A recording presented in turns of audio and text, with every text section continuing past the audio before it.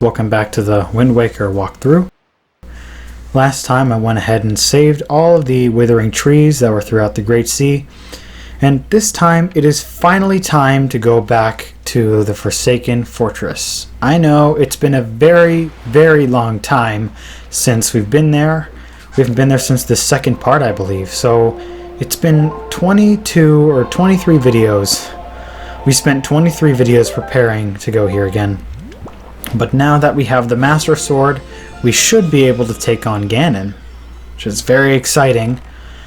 Now, you might be thinking, hang on, it seems a little bit too early to take on Ganon. I mean, we don't even have all hearts yet, which I agree with you. It is a little bit early, but, well, there's more to it now. So go ahead and sail northwest, and you'll find as soon as you get close to the Forsaken Fortress, the time will change to night, because you can only be here at nighttime. I guess they never made a Forsaken Fortress during the day.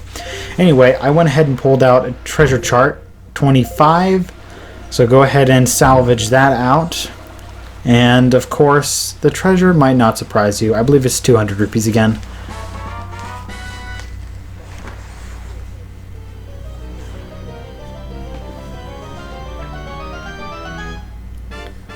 Well, to my surprise, it is. That's it for now. I got hit by a cannon here because they saw me. What you want to do is, I didn't pull out my sail in time enough. I think that's the fish guy to put the chart in your island, except you don't actually have to do that for the Forsaken Fortress because they just give it to you, which I think is pretty helpful. Anyway, take out your cannon and shoot that wooden entrance drawbridge door. I don't know what you call it, but shoot that door until it breaks. There's no cutscene showing that it breaks, which is interesting, but there is a cutscene upon entry here.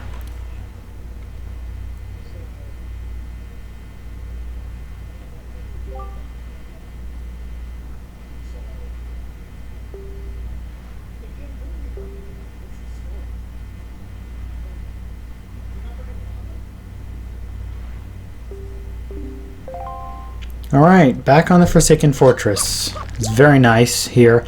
And also, don't worry too much about being seen this time by the searchlights because, well, you have weapons now, and I'm pretty loaded up now, so it should be very useful to me. As soon as you walk over by the door, you will be interrupted by Phantom Ganon. And, oh boy, we probably weren't ready for this, but anyway, to fight Phantom Ganon, you basically just have to play catch with him, I guess.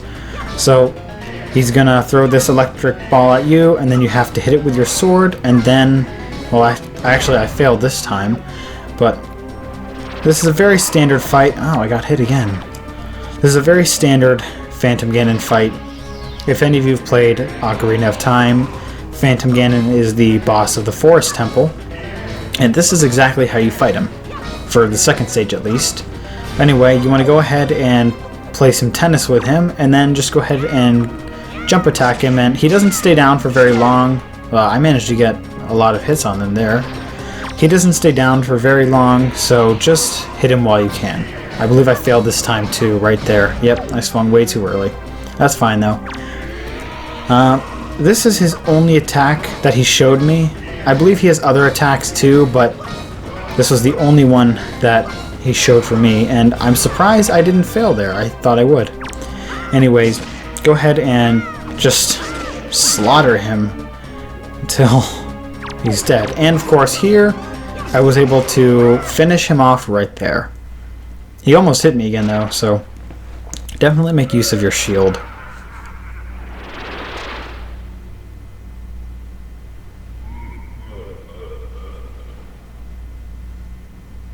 Anyway, upon his death, the door will open and a treasure chest will appear behind me containing a very helpful item. Now, this item is going to help me through the rest of this place because this place certainly has changed between the time I was first here and between now. There are different puzzles, and of course, as you saw, the searchlight saw me, but as soon as I open the chest, it goes away. Anyway, inside this chest is the Skull Hammer. Now, almost every Zelda game has a variation of the hammer.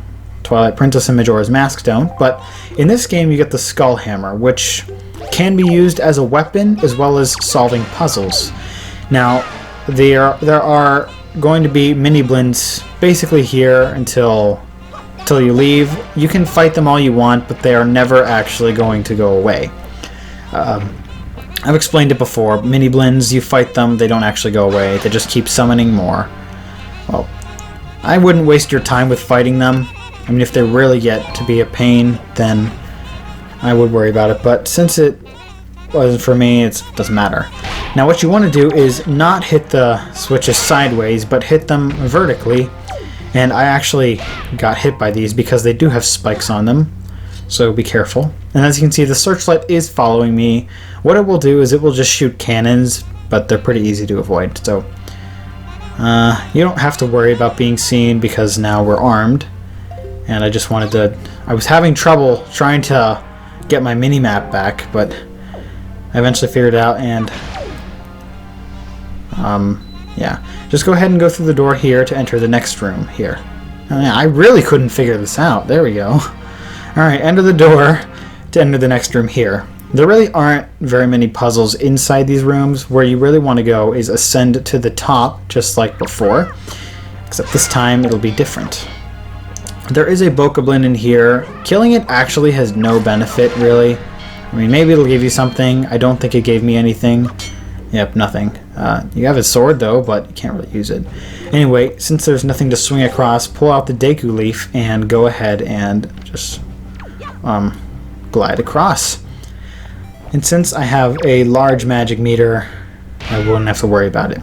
Anyway, go ahead and use the skull hammer to smash down one of those pillars that are in the way. They're not really a switch because hitting them doesn't actually activate anything. Anyways, there's nothing to do in here, so just walk through the corridor and then enter the door that's straight on.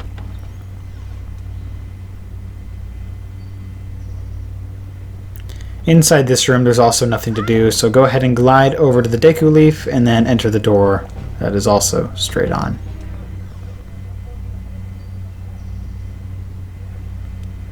Now, this is the last place you really have to walk. You just have to enter the door. Don't worry about any of those noises. Just ignore them and enter the door. Alright, this room now. And I wanted to have a little bit of fun in here, so you don't have to do this. I just did it. I went ahead and pulled out my bow and then shot the bokoblin in the face. Or, sorry, the moblin. And you can use your skull hammer. They're not very effective with this guy, but they damage him a little bit. I got hit though because apparently these guys know how to box, which is a great survival tip for them. I'll give them that, but that's not the point. We don't care about the moblins in this game. There's a skull necklace right there. I probably should use my grappling hook to get it because it's not a guaranteed drop, but it's still a pretty high chance of them dropping it. You see, look, I hit him, didn't really do anything, and I even got hit. Or did I? No, I don't think I did.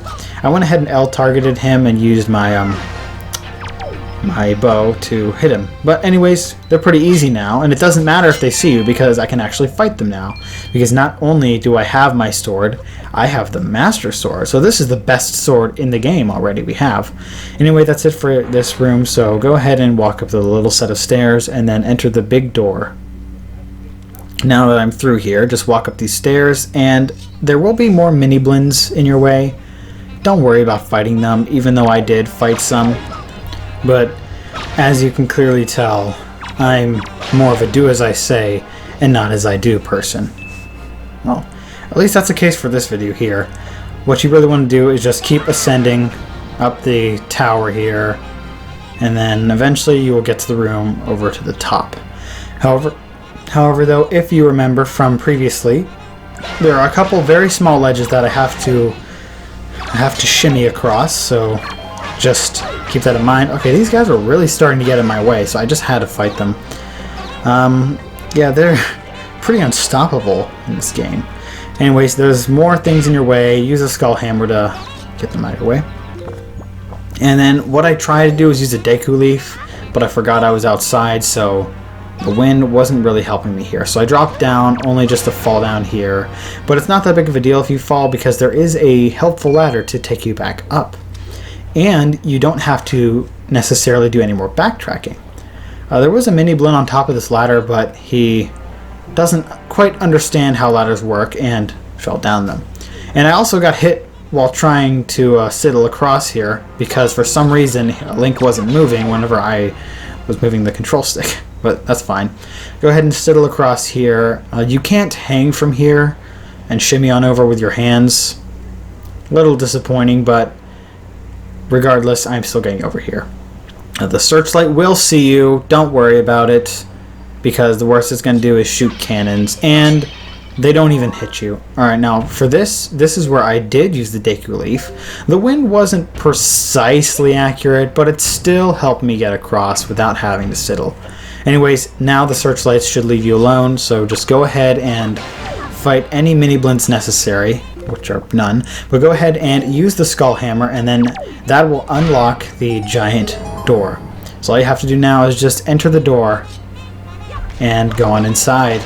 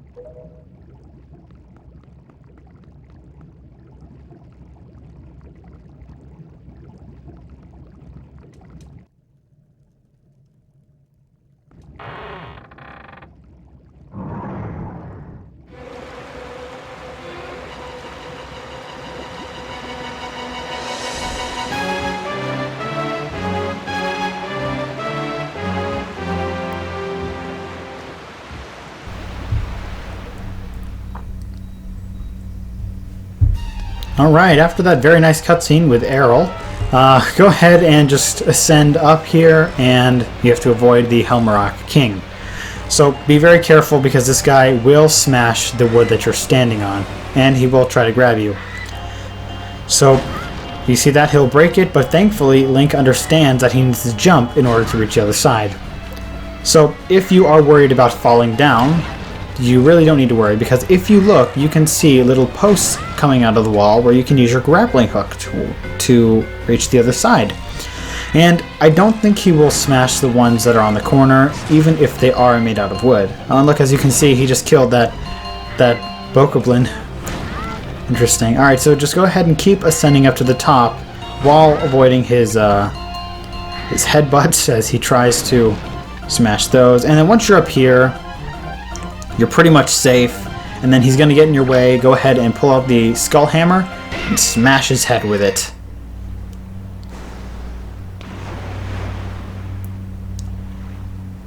Alright, he fell in the water, and I wanted to just use this time to break some jars. This is a boss fight, by the way, but right now it is temporarily being paused as, well, he just fell in the water. But now what you want to do is go ahead and just climb up here and then just get onto the top.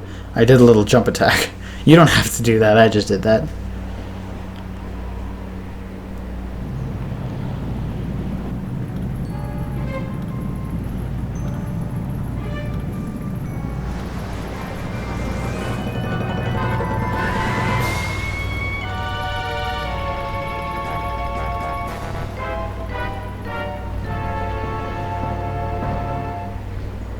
Alright, battling the Helmerock King. This guy has been in our way since the very beginning, and now it's finally time to step up to him. What you need is just the skull hammer and your sword. I tried to shoot him with my bow, but you can't actually do that, so don't even try to do that. So his attack is to smash his head in the ground, which isn't very wise to be honest, but that's what he does. He tries to smash his head in the ground, and all you have to do is just use your skull hammer to smash his helmet. So our goal is to break his helmet, and to get out of the way, I just do a backflip, which is you hold down the L button, walk backwards, and then press A. Thankfully, I was able to get 2 hits this time, which was pretty nice. So I only need a couple of more hits just to break his helmet. Now, he does have a couple more of attacks. He just will fly around and then try to swoop and grab you, and he'll create sparks because his talons will scrape up against this metal here. He can do this quite a lot. Be sure to dodge it. I was able to dodge every single one of them, thankfully. I don't remember if it's easy or hard to dodge or not. I would say just be careful of it, just because he can cause an inconvenience. Oh, and another thing you can do is if you angle just right, you can make him smash into the fortress right there, which is pretty funny. It doesn't really help you during the fight, but it just kind of stops him for a little bit. But it doesn't actually destroy the helmet. Another attack he does is that he will create wind and try and blow you onto the spikes on the edges. If you didn't notice, there are spikes along the edges, so of course you're going to want to steer clear of those. Now again, I was just trying to be cool and use the hero's bow, but you can't actually do that. But look at that, I got him to smash into the fortress. I thought I could shoot him while he's sort of paralyzed right there in the wall, but it doesn't actually work. And I was in denial for pretty much this entire fight until I just came to accept that you can't hit him with your bow. Anyways, just keep on fighting him and eventually you will slaughter him.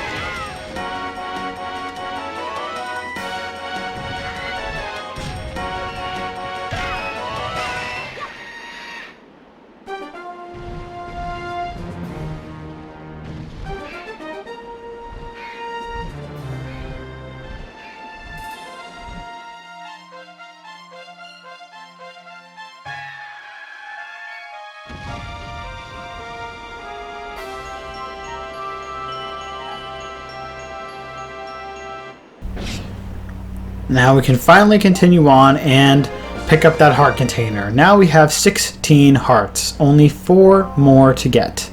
Very nice. Alright, now let's go ahead and ascend up here to the top, and then we can go ahead and enter the door to the little chamber where Ganon lies. And let's go ahead and see our encounter with him. So once up here, just go ahead and open the door.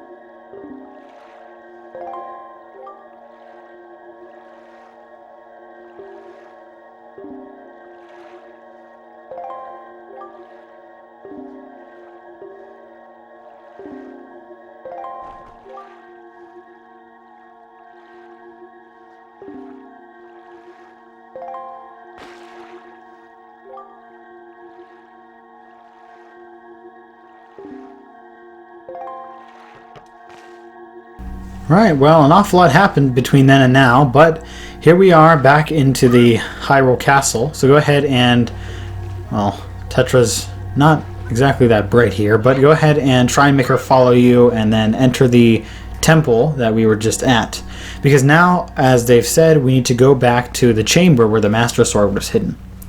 I don't actually think it is 100% necessary to make her follow you. I think just if you enter the loading zone, she will be behind you. But just for the sake of this video, I want to show you that this is a part where Tetra follows you, and interesting mechanic.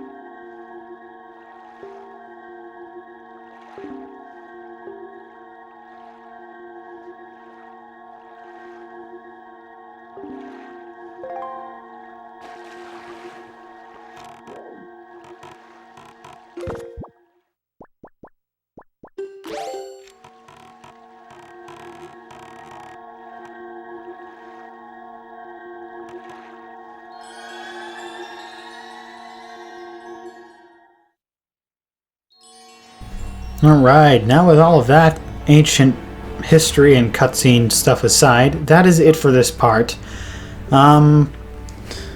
This game has quite very much made its plot twist here, where Tetra was Princess Zelda the whole time. Anyways, now our main mission is to seek for the sages and to figure out how to power up the Master Sword, considering now that it is not working. So that is it for this part. So join me in the next video where we will be starting our journey to seek out the sages.